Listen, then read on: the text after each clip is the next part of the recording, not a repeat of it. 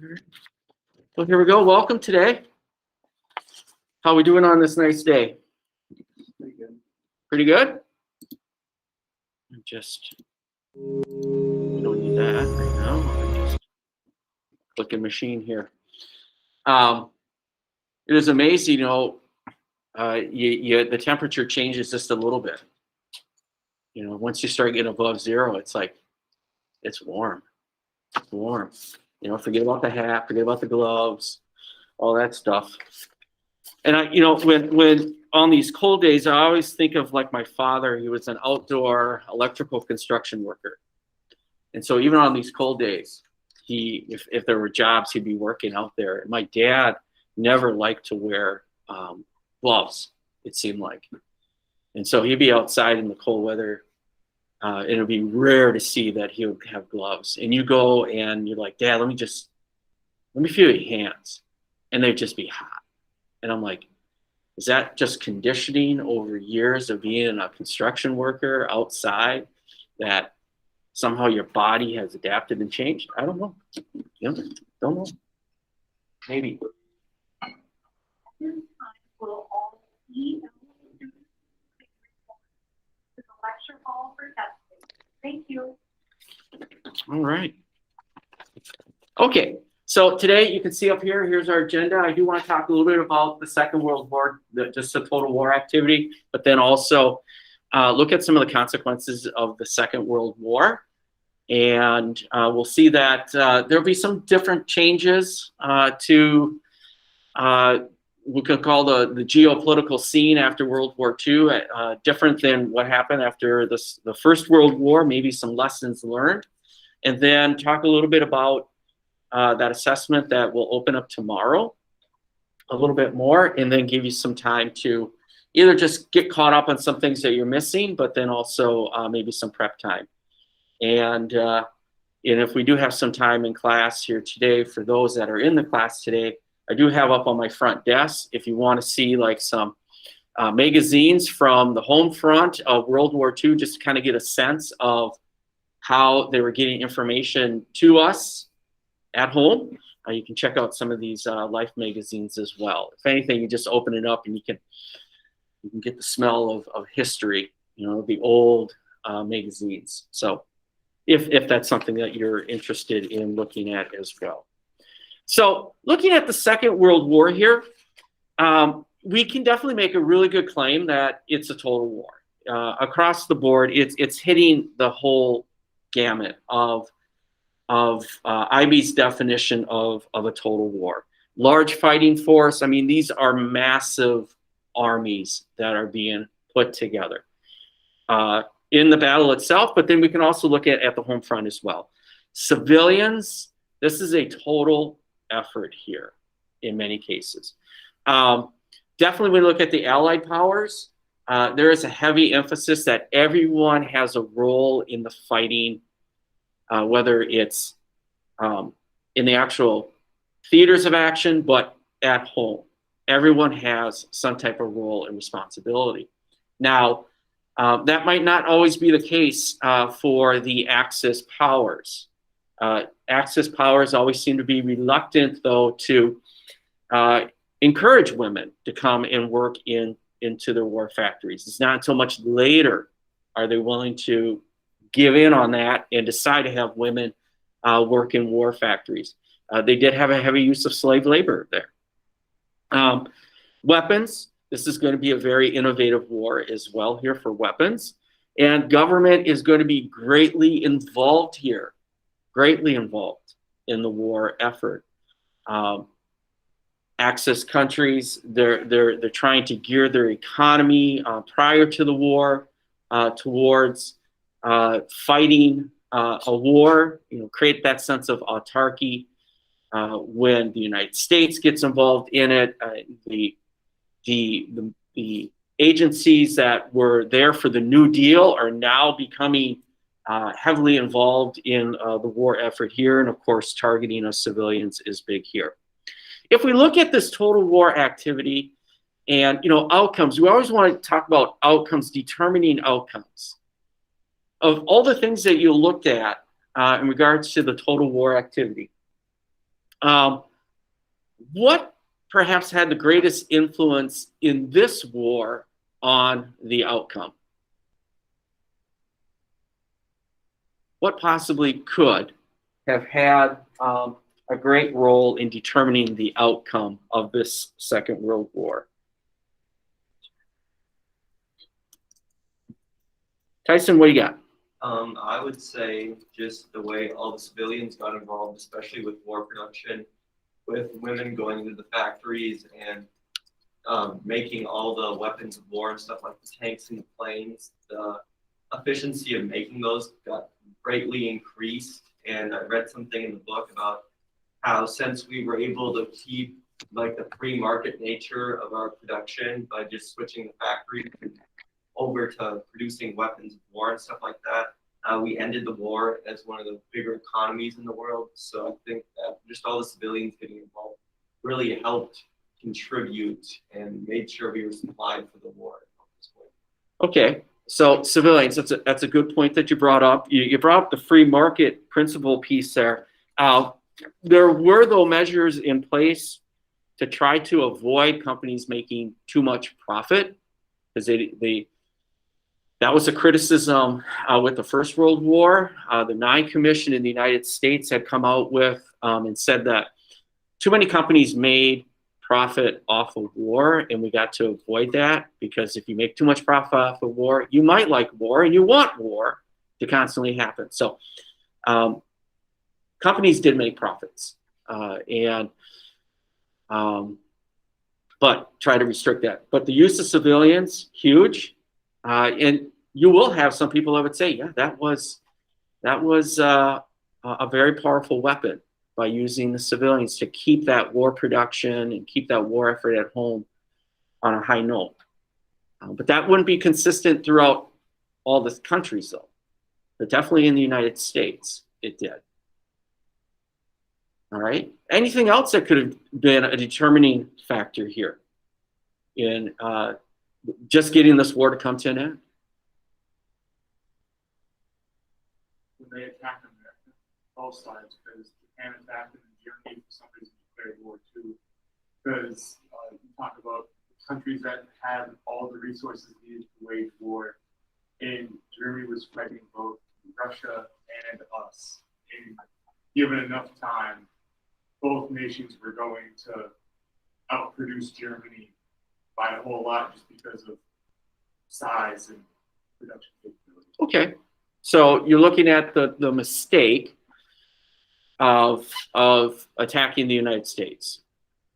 All right, and one would probably say Germany and Italy didn't have to declare war on the United States, but they're part of a pact, and it is very well possible that Adolf Hitler has thought that, well, we're going to be at war eventually with the United States, so let's just do it right now. After all, in Zweites Buch, the secret book, phase 4 was go after the United States. So eventually, maybe. But we do look at that was a tactical mistake for the Japanese, especially since they could not take care of the war with China, and then they declare war on us. And we do remind Germany that, hey, you're the ones that declared war on us. And so you have your own self to blame there. So, okay, decisions like that. But that, you know, that decision, though, happens in 41. The war ends in 45. So it's a slow process. It's not a quick process. Any other factors? Anything else? Go ahead, Rich. Not Rich, sorry, Austin. There was no coordination between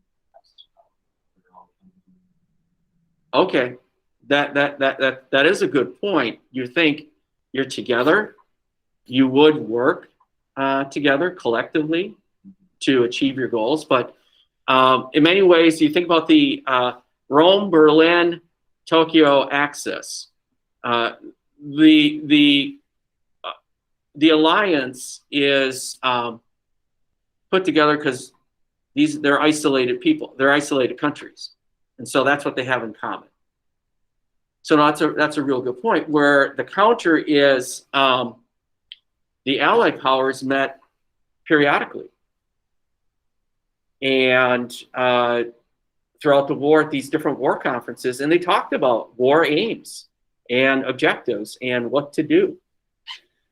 So there was, even though philosophically they may not have always been on the same page, because I think it's extraordinary. It'd be awesome to be in the room with Joseph Stalin, Winston Churchill, and FDR, knowing that if looks could kill, that they don't get along.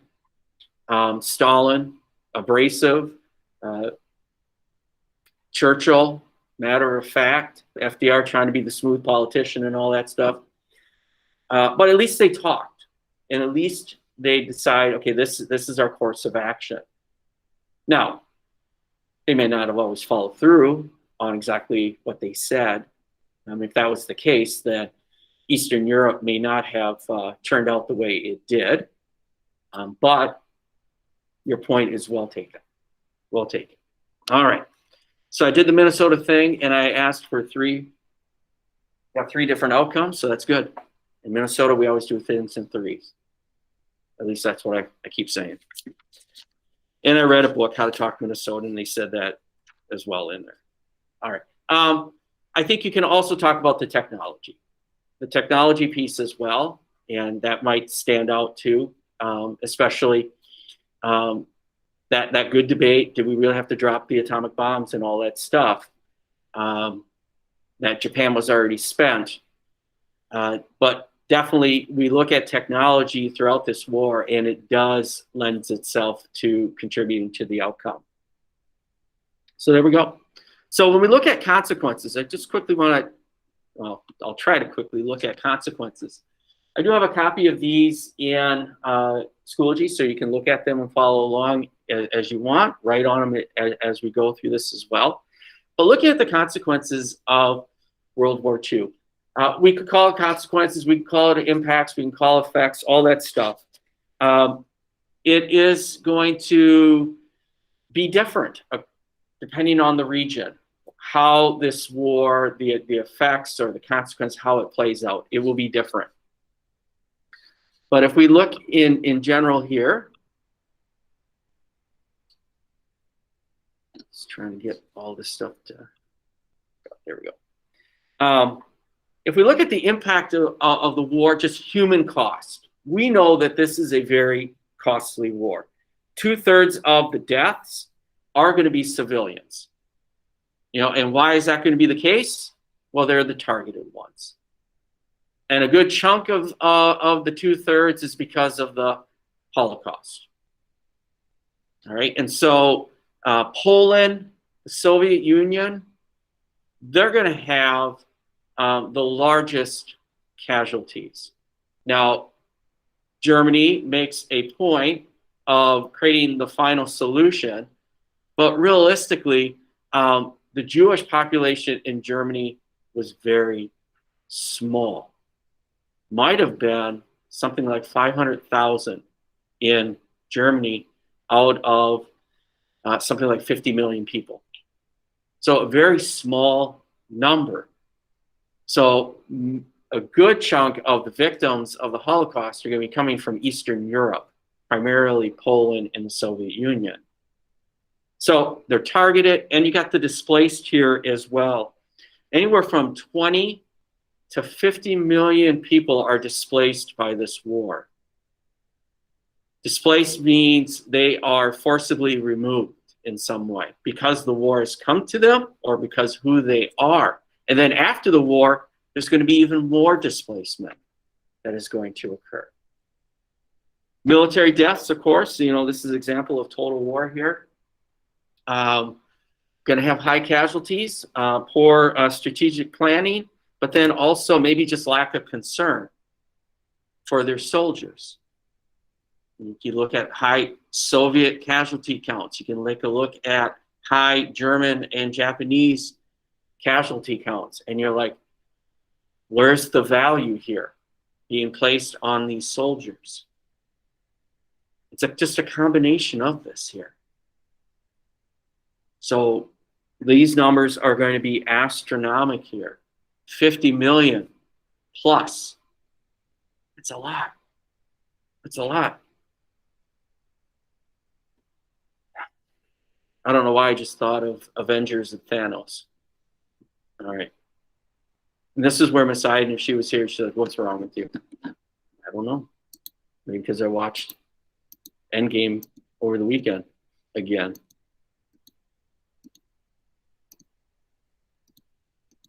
Okay, there we go. So when we look at the impact of the war, economics and politically, you know, we always like to try to find put a cost on here. The numbers again are very, very astronomical in terms of the cost. But if we want to look at the economic devastation here, in World War II, all over Europe and in some of the major areas in Asia, very few cities of any size will be left untouched here. Aerial bombings, and these are not precision bombings, but better than World War I. Not compared to today, where you got the drones and you could sit perhaps in a trailer in New Mexico and put the coordinates in, and the drone's going to take care of business in Afghanistan and be very precise. The technology for precision bombing has improved, and we can look to a Minnesota company like Honeywell adding to that precision type bombing. Still, the aerial bombings is going to be very destructive here. Carpet bombing in many ways here. Major disruption of the infrastructure. And just when we look at who is going to, in some ways, ensure that there's going to be food and assistance after this war, this is where Uncle Sam comes in. So this is a departure from the First World War, where the war got over and everyone went home. This war got over and we stayed in many cases because we were one of the few countries that could do it. And this is going to pay dividends, though. All right, the goodwill goes so far, but then there's other things, perhaps motives that we might be looking for, potential trade markets, all that stuff. All right, border changes, they're going to be pretty minimal in this one compared to World War I. So if we want to, so there'll be some slight changes. Some slight changes. That image right there, Pulaski. What country do we think? With Pulaski? Poland. Is Poland. Poland's border is the one that is the most radicalized. And everything is shifted west. Everything is shifted west here. So with that non-aggression pact that was signed between Joseph Stalin and the Soviet Union, or excuse me, Soviet Union and Germany, and Poland was partitioned again, well, the Soviet Union is going to gain that part from that agreement. But to compensate Poland, they took part of an eastern part of Germany and gave that to Poland. So now, what does that mean for the Germans living in that area? It's going to be awkward, and most likely you're gonna leave. You're going to leave because you know the Poles are going to kind of look for some revenge. Look for some revenge here. And the tension is still pretty high. Still. German town names become Polish town names. People with German sounding last names, if they stay, they're going to change it to be sounding more Polish. But displacement. So any Germans, ethnic Germans living in areas like Poland or Czechoslovakia, Romania, Hungary, western part of the Soviet Union, any of them, they are going to be displaced. So now we're looking at perhaps another 15 to 20 million people are going to leave. May have never been to Germany. They're just ethnic Germans. They may never have been to Germany, but now they're moving in that direction. Huge. Occupation, Germany and Japan are going to be occupied here. And these are things that the Allied powers had talked about at some of the conferences, like Tehran and Yalta and Potsdam. We talked about occupation here of Germany. It's going to be occupied by the 4 Allied powers, as well as Berlin will be occupied by the 4 Allied powers. France is once again brought back into power as a major power. Remember, they had surrendered in 1940, but you still had a Free French Army fighting. General de Gaulle is the head of that. And so they're brought back to the table. There is not going to be a peace treaty that ends the war with Germany. There is not a peace treaty on the books. So in many ways, you can look at Germany as in some ways in a state of occupation or in a state of ceasefire. Why don't they have a treaty? Because right after World War II, what war starts? The Cold War. And ideological differences is going to play a part here. They can't see eye to eye here on what Germany should look like.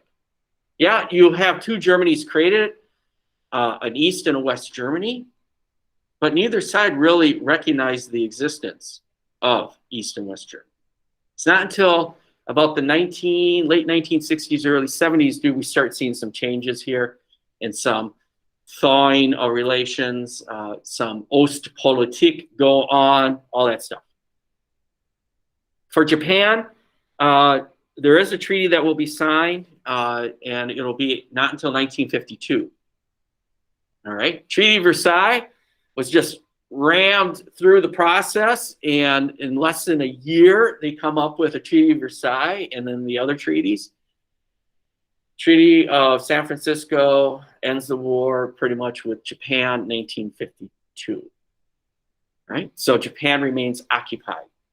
So they were occupied from 45 to 52, but then once the peace came in, it stopped being an occupation. That occupation had actually ended earlier when we signed a defense agreement with Japan.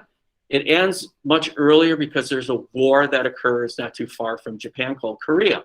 And we realized we're going to need Japan to be an ally, a staging area. So that war, the Korean War, actually facilitates the peace with Japan. And there are some issues that went along with that. So when it came to Japan, who was occupying Japan? There's only one power, and that was the United States. Soviet Union did not like that. So in some ways, we can look at the atomic bomb and in some ways an early Cold War atomic diplomacy move here. Ooh, goosebumps thinking about that one. And then the new political realities here is we do have the League of Nations replaced by the United Nations, much stronger. It's like the League of Nations on roids. It does have peacekeeping capability to it, which was controversial at that moment and at that time. In the United States, we did join it. The Senate did approve it, but there was concerns about sovereignty issues, and the Korean War would convince that. But then this idea of decolonization, so giving colonies their opportunity for self-determination. is a big one here. So now the post World War II neo-colonial movement is beginning here. And that's a key part of the United Nations. Now, we do know that the Cold War is going to happen. All right, the Cold War is going to happen here. And at the end of the war, the United States and the Soviet Union, we emerge as superpowers. All right, superpowers. We have two massive armies in the field. We have an arsenal that is pretty potent, and the camp is being formed here, and it's an ideological difference, us versus them. And there's some elements, and we'll actually, I'm not going to go too much in depth in it, because in trimester 3.1 and 3.2, we'll actually look at the Cold War. So, but the Soviets, they pretty much have Eastern Europe. Why? Because that's where the Red Army's at. And the U.S. has a presence in Western Europe and Asia, because that's where our army seems to be at as well. And so we're going to work on both. The United States and the Soviet is going to be working on rebuilding those areas to be in our camp. And this is going to create rising tension, which we'll know is the Cold War foundation from about 1945 to about 1950 is like the early stages of the foundation here. Everything is going to be confrontational, but it seems to be primarily first in Europe, and then it's going to go global. Korean War, China and the Korean War will force it to go global. And then, of course, we'll look at home and see who our commies are at home. Because did we have communists at home? Did we have any commies at home? I'm not talking about your house, right? But home in the United States. I mean, if I was looking at the Newcomb house, I could probably suspect a few people. Maybe me, I don't know. No. We did have communists in the United States. I mean, and we also had fascists in the United States as well. But maybe not to the level of what Joseph McCarthy had said. There's a list. There's a list. Couple hundred. And if we listen to Joseph McCarthy, a good number of the communists are in the Midwest. There we go. Well, one thing, if you're going to identify who the communists are, and you're gonna have to have some facts. Got to have that. And when he took on the army, that was kind of like, you went too far. You went too far. Someone should have said, Joe, you went too far. But he did. All right, so here we go. We'll wrap it up here with this piece, the impact of World War II. Looking at some social changes here, because this is a big thing here for women. This definitely had a big change in the status of women. If we look at some big changes here, jobs, types of jobs, availability, all that stuff increased here. They became more financially independent. They learn a range of skills in this conflict here, and they realize that they're not going to necessarily be defined by home. And so this is going to help create the feminist movement, or kickstart the feminist movement that will demand for equal pay and rights. All right, so that might speak to those in the United States, but you can find this also in other countries as well. But if we look at in totalitarian states, depending on if they're right or left leaning, the status of women either stayed the same or went down some notches. Ideology is the big piece here. Again, remember we talked about Spain, Germany. It's going to be a change depending really on which side, east or west, to how far the changes are going to go. But here in the United States, minority women, though, did not have the same experience here as well.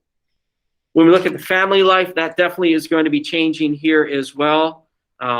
We do see the impact here is when the war was starting, there was a rush to get married, war is over now, marriage rate's not going to go up, but divorce rate is going to go up. Right? There may have been some dynamics in the marriage that caused it to fracture. So you see that happening. And it could be because of what happened to women, like the Soviets, military personnel, some of the male military personnel purposely went out and engaged in raping German women. And so that may have contributed to the change in the family life here as well. Or women who had participated in some either voluntarily or involuntarily engaged in some of the relationships with Nazi soldiers. Like there was the program Lebensborn that the Germans engaged in, and like in Norway, anywhere from 10 to 12,000 children were born as a result of the program. And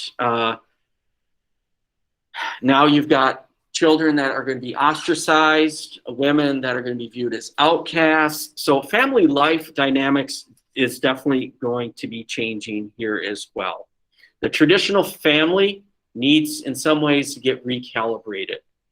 Ethnic conflicts, I mentioned a little bit of that already with the displacement, but just because the war is over doesn't mean ethnic conflicts stop. You'll see some tensions in the various countries. And it could be retribution towards the Germans who are living there and forcing them to exit, or when concentration victims,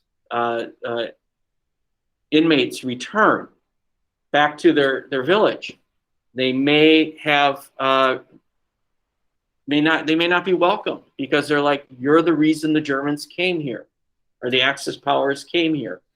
So there may be some acts of anti-Semitism going on. There could be some acts of genocide that is occurring as well. And local minorities may be driven out, like the Germans again here as well. When we look at minority rights, and in terms of like the United States here, we look at this war as a catalyst to kickstart the civil rights movement. The war itself, the Double V campaign, taking on Jim Crow and totalitarianism at the same time. That campaign continued after the war as well. Desegregation of the armed forces is going to occur here in 1948. So minority rights in the United States will be changing. It's going to take time, of course, but will change. All right. Questions on that? All right. So one thing here before I want to talk about the exam tomorrow is one other important thing, and is this idea of holding people accountable for the war. All right. And what that is, and this is another set that I had put in Schoology as well, and it's called the Nuremberg Trials. Now, you may have remembered when we started looking at conflict intervention with Rwanda and Kosovo, and we started off with the idea of genocide, but genocide wasn't a word that existed in our everyday language right away. It had to be created, and Raphael Lemkin is the one who is credited with the origin of the word genocide, and it's happening at this time. It's being created at this time. And then wanting to hold people accountable, because realistically, those who engaged in the genocide of the Armenians weren't really held accountable. Now with the Holocaust and all the victims, they want to hold people accountable. So they come up with the Nuremberg Trials. And, but there was considerable disagreements over what to do with the Nazi leaders. And because some people are just like, we're not going to hold world leaders accountable because someday they might hold our leader accountable for acts during war. Others are saying, no, this is too horrific, you got to do it. So the question was, who's going to be put on trial? Who would judge the defendants? Which laws? These laws don't exist. And what role would the victims play here in a trial like this? So this is extraordinary. It's like, in some ways, they are making it up as they are going. But there is a strong view that someone needs to be held accountable. So what they did here is, in these early trials, and there's going to be multiple Nuremberg trials, in these early trials, 26 military leaders are going to be charged. 56 high-ranking Nazi and SS officers will be charged. 14 officials of other SS organizations, but of that, 24 of them, well, at least these were arrested. 24 of them will be indicted, but only 21 of them are going to stand trial because some people may not who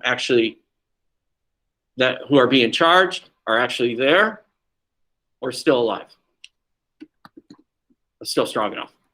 All right. The 4 nations that are going to put the trials on are the 4 major powers: U.S., Great Britain, France, and the Soviet Union. And here some would say, does the Soviet Union actually have a legal system? Yeah, they do. They do. Had their own judge and prosecution team.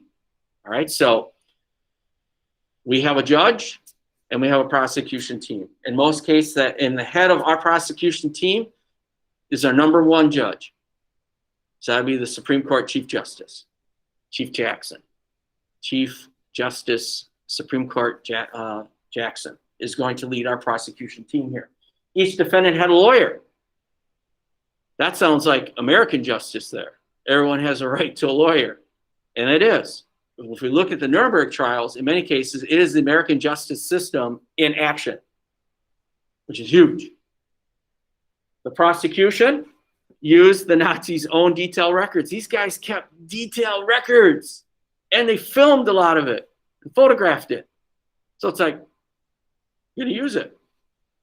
Holocaust survivors were rarely asked to testify, though. Rarely asked. Maybe because the body of work is there, and they don't need the victims to speak, or they just didn't think at this moment in time it was necessary. So when we look at the 4 major charges here, and again, none of these really were on the books. Conspiracy to wage aggressive war, the United States is going to take on that one. Great Britain's going to take on crimes against peace. And the Soviet Union is going to take on war crimes and crimes against humanity. The French did not take on one of the charges. Convictions, 19 were convicted on at least 1 charge. 12 were sentenced to death. Goering, though, did not get executed. He committed suicide. And Bormann, well, he was missing. 7 were given prison sentences. 1 was given life in prison, and that was Rudolf Hess. That would be this guy right here, I believe. Yeah, that one right there. Okay.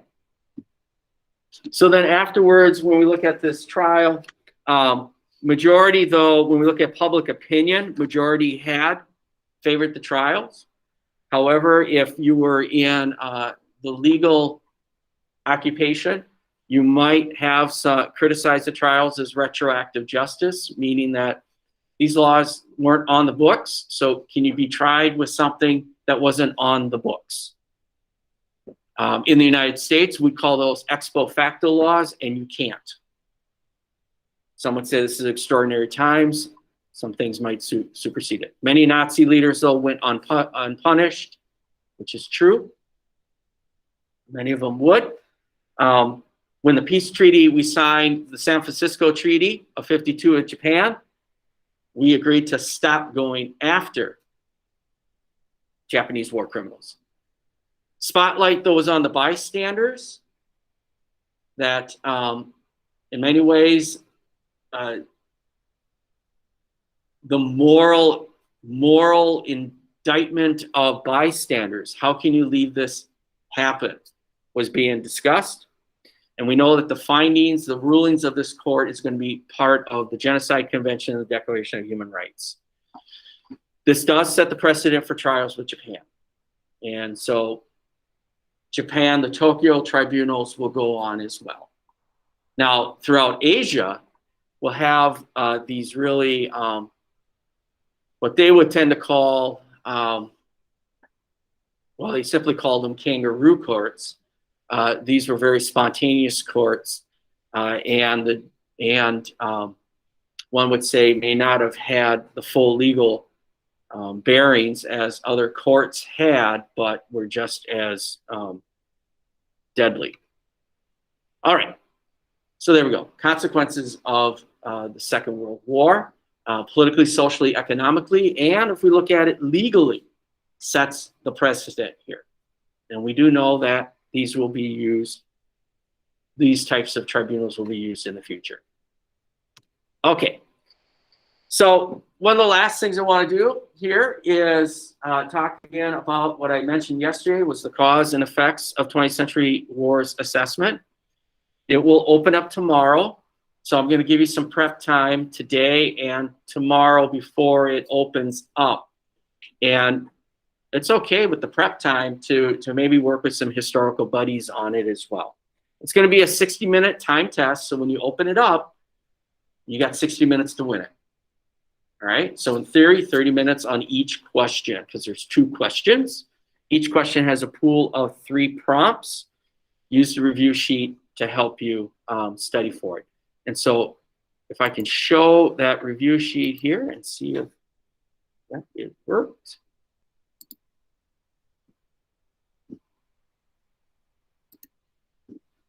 All right.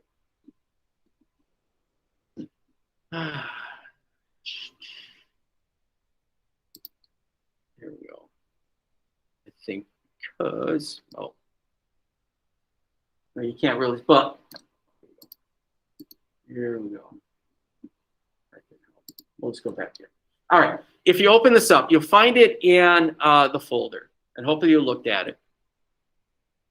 You'll have 3 topics that are in black and 3 that are in red. So that indicates that's going to be your pools.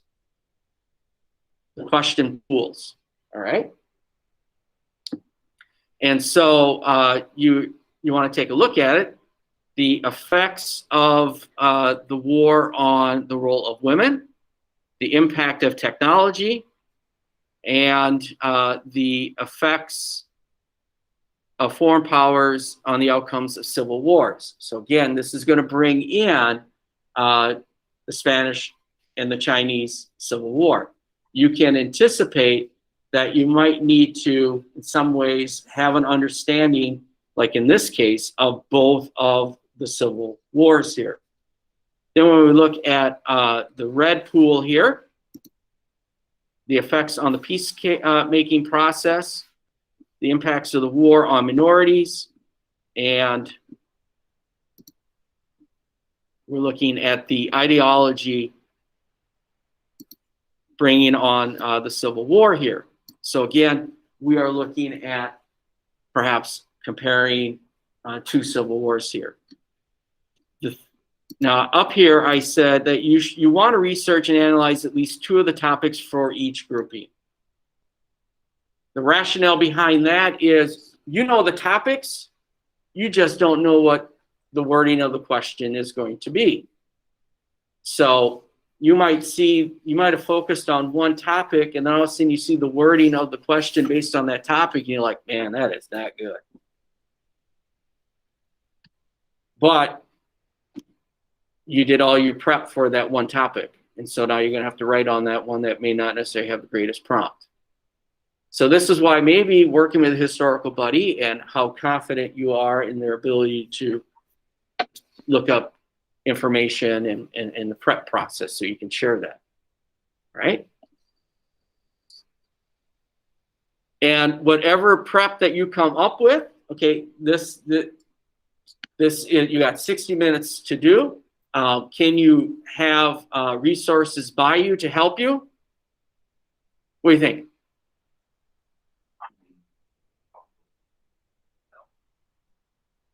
I don't know. What do you think? I like. Well, yeah, this is probably going to be open notes. I like that. All right. So yeah. So that's why a little prep would help, because if all of a sudden you walk in there, no prep, open it up and think, yeah, I got 60 minutes to get this sucker done. And then all of a sudden 60 minutes later and you don't have the first one done. Yeah. You're out of luck. All right. So we've got some time here left in the hour. I'm going to give you some prep time to work on that or get yourself caught up if you're missing some work. If you're in the classroom, you can take a look at some of these magazines as well. Tomorrow, I'm going to introduce the new unit on authoritarians, just kind of give some overview, but then also give some time in class for prep because the exam opens up at 10. Opens up at 10. All right.